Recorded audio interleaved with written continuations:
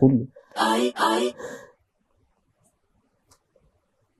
وما تصدقيش فيا اي حاجه اساسا، انا حتى لو انا قلتها. انا لو مكانها هطلب الطلاق الصراحه. احنا بنهدي النفوس ولا ايه؟ لا اصل انت متجوز عليها انت. لا هو بنهدي صح، النفوس. هو عارف كده اصلا، هو عارف كده كويس. الموضوع ده بالنسبه لي خلاص فتح، هو عارف كده. طب هسيبها علشان بصي هسيبها علشانك. طيب كل الرجاله بتغلط، طب فسامحيه انت المره رحت دي. لها طيب ليه من الاول الا اصلا؟ دي انا لسه قايله اهو ان انا الا دي. هي فعلا قالت في اول حلقه خالص. لو سمحت حد يشيل المايك حاضر، عشان في حد جاي. بس انا شايف ان هو برضو هو اتجوز فما عملش حاجه حرام. هو اعترف خلاص. خلاص انا هطلقها خلاص. طب هو قالك انه هيطلقها، يعني اعتقد ان انت هي كده لعبة، مالكيش هي حجه بقى، كده مالكيش حجه. العشره اللي ما بيننا اكبر من كده. لا على فكره هي مش العشره اللي ما بيننا لعبه، اكبر من كده. العشره اللي ما بيننا اكبر هي من مش كده. لعبه كده. يا دكتور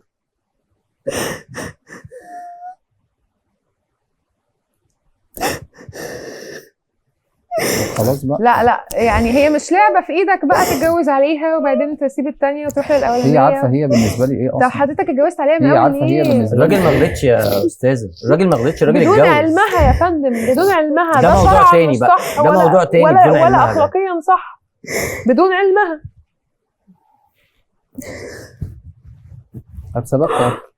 بسببكم عرف. يعني هي المفروض تفضل متغفله طول حياتها. لا انا بشكركم، لا انا بشكركم اصلا على حاجه زي كده. انا لا وبعدين انت اللي قلت انا مش وانت عارف اللي انت بتلومني اتحديت. ليه، يعني انا مش فاهم انت، يعني انا لا. كنت شاهد على لا. العقد مثلا ولا ايه؟ لا. هو انا اللي قلت؟ انت اللي قلت. ايوه صح، ايوه صح.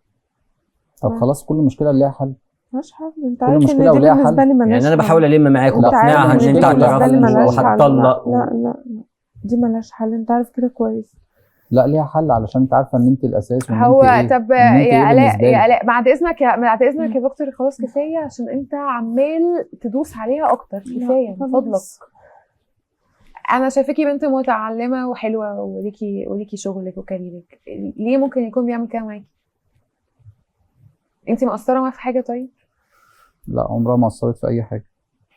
عشان كده تتجوز عمرها ما عليها؟ قصرت. لا هي عارفه انت ازاي هي. كافئتني.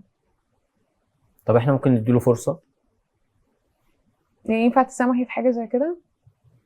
ما انا لو مكانها بصراحه يا دكتور مش هسامح بصراحه، مش هقدر.